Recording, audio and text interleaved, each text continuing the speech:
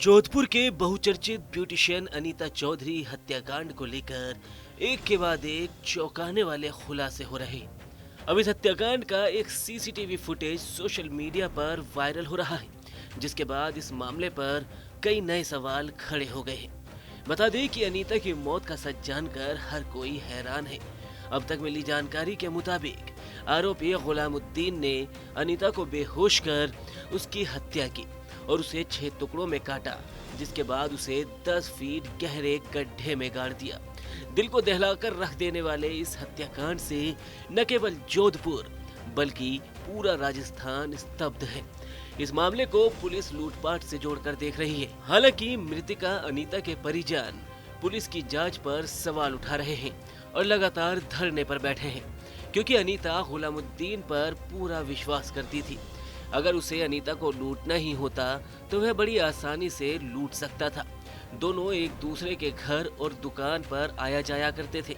अनीता के परिजनों का आरोप है कि पुलिस पूरे मामले को लूट की कहानी बताकर लीपापोती करना चाहती है।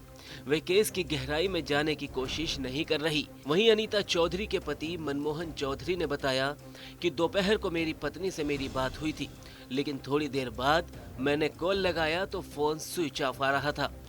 मैंने दुकान के सीसीटीवी फुटेज देखा तो पता चला कि वह ऑटो में बैठकर कहीं जा रही है। हमें नहीं पता कि हत्यारे ने उसे क्यों मारा, लेकिन हम न्याय चाहते हैं। हत्यारों को सख्त से सख्त सजा हो।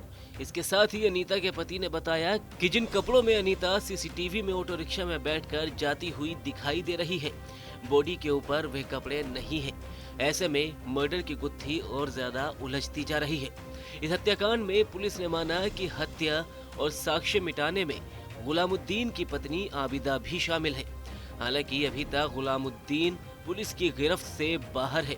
पुलिस अभी उसकी तलाश कर रही है, लेकिन पुलिस ने गुलामुद्दीन की पत्नी को गिरफ्तार कर लिया था, जिसके बाद अब सह आरोपी गुलामुद्दीन की पत्नी आबिदा का बयान भी सामने आया है। आबिदा जी, हकीकत क्या है? हकीकत क्या है? मैं इसमें शामिल नहीं हूँ। मैं मेरी बहन के घर थी। मैंने मर्डर नहीं किया है। तो मर्डर किसने किया है?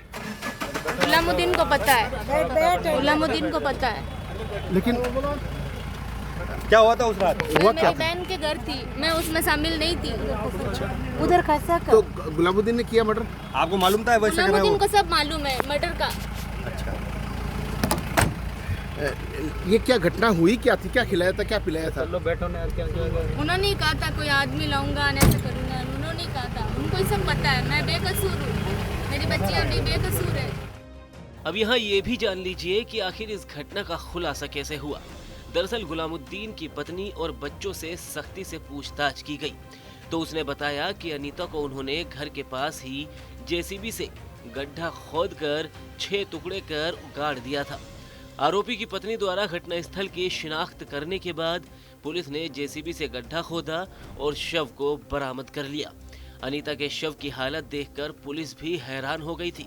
अलग अलग कट्टों के अंदर शव को 6 टुकड़ों में बरामद किया गया। पुलिस ने घटनास्थल को सील कर शव को पोस्टमार्टम के लिए अस्पताल भिजवा दिया है। हालांकि पुलिस अभी भी मुख्य आरोपी गुलामुद्दीन की तलाश ही कर रही है।